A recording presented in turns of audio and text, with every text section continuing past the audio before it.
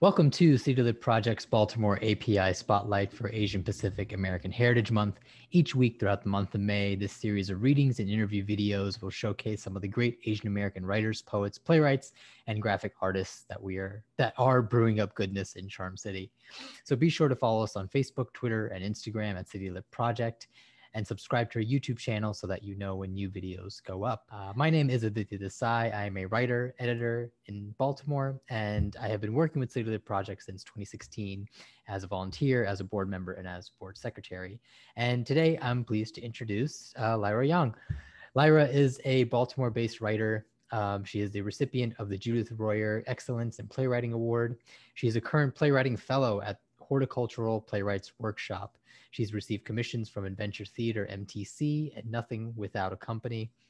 She's had work developed and presented with the Kennedy Center, Cherry Lane Theatre, Miranda Theatre, Roundhouse Theatre, Spooky Action Theatre, of Avant Bard Theatre, Chicago Dramatist, and more. Wow, what a resume. Welcome, Lyra. Hello. Thanks for joining us. Oh, thank you so much for having me. Yeah, definitely.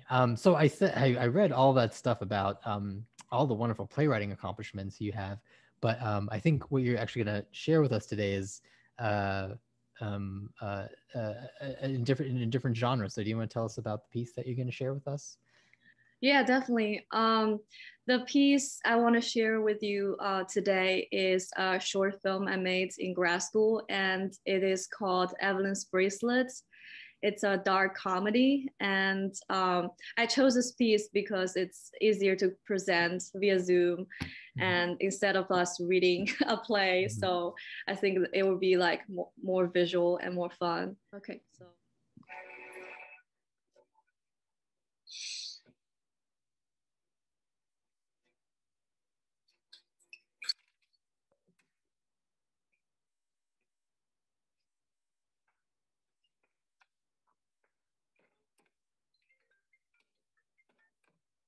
Sorry.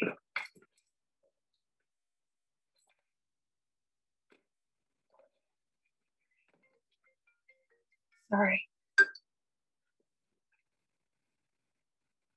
Oh, nice camera. Oh, it's a prize I got from shooting from stills. You're a photographer? Maybe.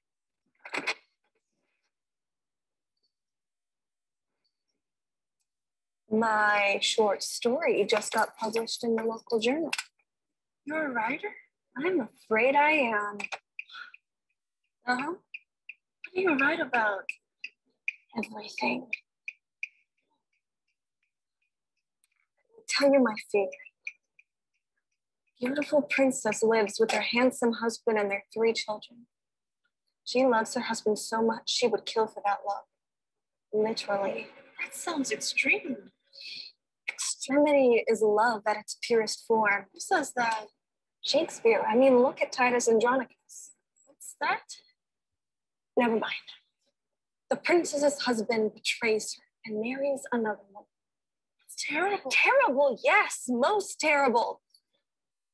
And then she kills the mistress and their 3 little children to avenge.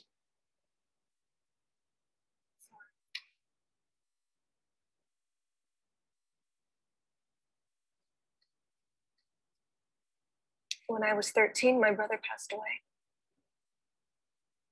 He was my best friend, my only friend, until Nels came along.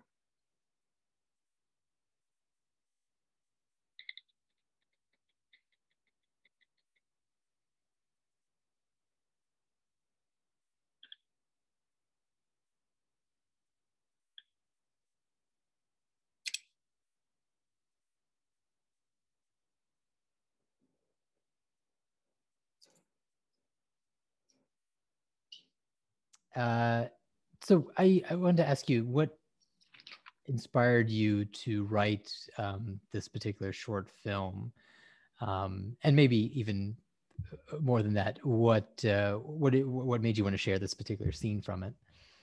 Thank you for asking. This is one of the scenes from this 10-minute short, and it is a story followed a girl who is obsessed with a boy in her class, and she wanted to kill her this boy's new girlfriend. And this is a scene where she took her to this forest and want to push her off the cliff, but the ending is that they end up becoming friends, and sort of like salvation story. But also I want to write the story because I'm very fascinated by this little obsessions or complex that we have as human beings. And the character EVELYN, this driver, was inspired by a girl I know from my middle school, and I also went to elementary school with her, so I know her for 9 years. And during those 9 years, she was really obsessed with one of our classmates who is a boy, and to the point that everyone knows, and she will make up stories, and she would kiss the doorknob that he touched and carve his name and do a lot of things that other people think consider delusional or crazy. But I thought I empathize with her a lot, because I think we all do kind of irrational things at the moment. It's just our obsession or our fixation come in different degree or different ways. So and also in Chinese we have a word called mi, and it can be translated as the puzzle or mystery or enigma. And I feel like this sort of thing is like the puzzles in life that we individuals have, and while we're inside it, other people can see what kind of puzzle we are in, but because we're in it, it's so hard to get out. So that's sort of like what drives me to write about this character. Mm-hmm. And the second thing that inspired me style-wise is this trope of crazy ex-girlfriend, this comedy trope. So I thought, what if the new girlfriend is actually not the enemy, to this old girlfriend? And what if it's not about the boy? It's more about this individual wanting to find a sense of intimacy and belonging and love, with the other person. So what if, the new girlfriend sees that, and in the end, we don't talk about the boy anymore. It becomes a story of female friendship, and which is a story I'm really interested in watching, So yeah, so these two things sort of inspire me to share this piece. Mm-hmm. Yeah. Yeah. So as you're talking, I was thinking to the scene that you shared. One of the things that kind of stuck out to me was how much one character is talking and how much one character isn't, and how that imbalance of what's said and not said. And at CityLit we typically have a lot of authors who write actual fiction or prose or poetry, things that are kind of read on the audience's own terms. But writing a play or writing a screenplay is kind of a little bit different, because most of it has to be shown through dialogue or very like visual actions, right? And so I'm wondering, how, as a writer, do you take all these artistic aims, like you just talked about with obsessions and puzzles and these tropes that you're trying to work with? How do you find ways to work that into a scene? How do you develop a scene out of those artistic aims? Oh, that's a really good question. I recently watched the Neil Gaiman's masterclass, and I'm very inspired by that. And he was saying that, it would be very interesting to like study a trope and study a genre, and especially for comedy, and then and then like use a new angle to it, you know. And in this story, I think for me, I love watching teen drama, you know, as a kid and as a teen, and even now.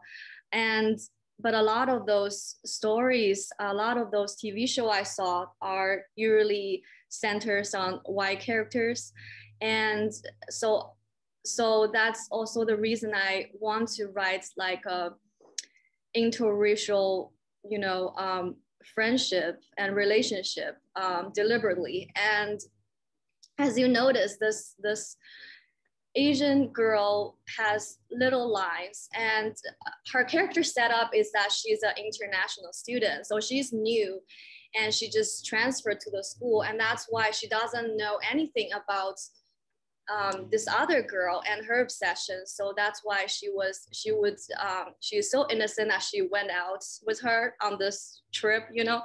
And I want to show that this like assumption of Western knowledge, you know, when I watch a lot of shows, people use reference like Shakespeare or, you know, a Greek tragedy, you know. So like in this piece, I included the story of Medea and the Titus Andronicus. So those reference, you know, like are known to people in the West, right, but not really known to, not necessarily known to, you know, people of other cultures. And sometimes, you know, it's just an imbalance of the knowledge and power, I guess. And, you know, for the Asian character, she is not a native English speaker. So for her, a lot of things she can show is through little dialogue and more motions, if yeah, that makes sense. Yeah, no, it totally does. And now hearing you say that comes across so well.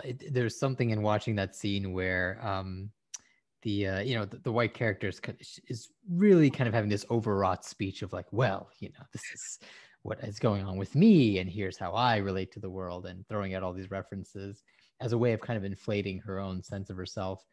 And then the Asian character is not saying much to her, but also is and I couldn't really catch who she's texting, but she's like going through a text message interaction with someone else. But there, that actual text interaction seems to be very volatile and seems to have a lot of emotion caught up in it. So it's kind of interesting how we're kind of navigating these characters' sense of interiority of themselves. Yeah, so I think that was very well done. Thank you. So, yeah, so I mean, you know, hearing what kind of drove you to write this piece, it feels like we're kind of getting a sense of this already, but I'm curious to know what drives you to be a writer just in general. Like what brought you to the pathway of making this your chosen life? Thank you. Yeah, I'm really thankful to my parents and my teacher for making me realize my passion from an early age. So I remember when I was in elementary school, my parents would always take me to different parks or mountains or lakes just to see the nature, just to see Mother Nature, you know, and be connected with it, because we lived in the city. And that's the thing that we forget when we live in a city sometimes. So every week we were assigned to write a journal for the school. So every week I ended up writing a travel journal, and my teacher read it in front of the class, and she was saying, "You're really living a good life." And I thought about that, and I looked back on those journals, and I realized that it not only documents my memories, but also my emotions. And it is a good way for me to solve problems when I couldn't think it through in my head. So I started doing that as like a therapeutic and cathartic process. And it's always fun to imagine things. So I just keep doing that. And I also find, I also really enjoy working with words, playing with sounds, syllables and meanings and literal and metaphors and creating image and symbol. It's really magical how powerful words are. So I think like that drove me to become a writer, and I feel really happy when I write. Mm-hmm. Yeah. Yeah, definitely. Thank you. So, how do you see your writing as part of the larger API narrative? Is it something that you're consciously thinking about when you create something new, or yeah, how do you define that for yourself? Yeah, definitely. Thank you. That's a question I constantly think about. When I just moved to America, I thought I want to write like most people or most of the work that I sing on screen or on stage. So I was trying to write about write white characters and try to just kind of like hide my identities. And then I realized it doesn't really work because it's not really truthful for, you know, what kind of story I'm interested in telling or what I know. So I think as a Chinese woman in America, I feel a responsibility to reflect on my cross-cultural and cross-national experience. And fiction to me, it's an opportunity, you know, for raw truths, despite we all know fiction is telling lies, but it's, you know, it's, my mother always told me you have to be honest. So I hold it dearly, and I really thankful for that advice. So I hope to connect the audience with the Asian experience in America, especially with the rising xenophobia trends, you know, due to the pandemic. I hope to contribute my voice as a part of the continuation for the larger API dialogue. Mm-hmm. Yeah. Mm-hmm. Definitely. So maybe we can take that a bit further, but as an Asian American writer, playwright, screenwriter, and even just, you know, a person here in Baltimore, where CityLit Project is located, how do you kind of wrestle with that identity? Is that something you're still figuring out? Yeah. What does that mean to you? Yeah, I think it's all about the community. I'm really grateful, you know, for the strong, huge Asian American community in Baltimore City, and especially thanks to Asian Pacifica Arts Collective. So even before I moved here, you know, Baltimore is my second home now, but before I moved here, I searched online. I was trying to find a community to connect with. And then immediately, you know, I connect with Corey, and who introduced me to a lot of amazing resources to find actors to work on my plays, and also invite me to write for her magazine, and then eventually connect with you and writing for your Too Much Not Enough blog, which is, you know, I'm really grateful for all those platforms and opportunities to share my voice. And so it's really amazing to be able to collaborate and learn and constantly being inspired by artists in the community. And my goal is to, you know, one day to contribute also as a mentor and friend to the emerging artists. Mm-hmm. Yeah. Yeah, I think that's such a great message to point out, is not so much, well, it's great to always find community, and when you do, it feels like, especially, you know, when you're trying to look for it on, you know, people who have a shared heritage or a shared background, it feels like finding a diamond in the rough. Like, we get so excited. But even more than that, I think it is incumbent to think about, yeah, how are we kind of passing it on, or what's the person who I too can kind of bring in, or I too can kind of find and show them that same welcome. And that's what these networks are all about. And yeah, it's great that you ran into Corey and were able to connect with her. Corey, the executive director of the Asian Pacific Arts Collective. Do look them up. And do look up the blog that Lyra mentioned, which is how I got to connect with you. And Lyra wrote this fantastic story that's also about a young Chinese American woman who's come over for her studies to America, but also encounters this whole kind of drama around boyfriends and obsessions, and I don't want to say too much more, but we'll probably link it to this video wherever it's posted. So do check that out and read a little bit more of her work where you can, if we can't really get to a theater right now, but hopefully, that will happen soon. Hopefully we'll be able to be in an audience sitting somewhere and seeing your work getting performed.